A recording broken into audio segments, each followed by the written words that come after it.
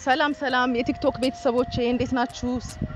ዛሬ የመጣሁት በሰማሁት ሚዲያ ላይ በሰሞኑ ባለው ነገር የወንድማችን አዶናይና የወንድማችን ሰይፉ ፋንታሁን በሱ ላይ ትንሽ ቅሬታ ስላለኝ ነው እና በተቻለን አቅም ፎሎወር ለማግኘት ብለን መተቸት የለብንም።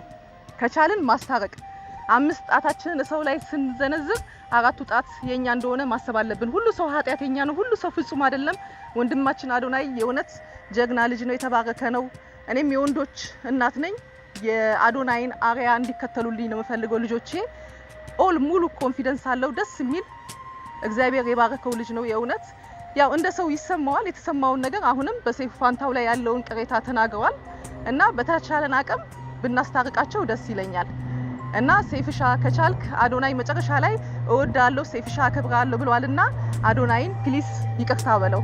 ይቅርታ የሚጠይቅ ትልቅ ነው፣ ይቅርታን የሚያደርግ ደግሞ የትልቆች ትልቅ ነው ይባላል።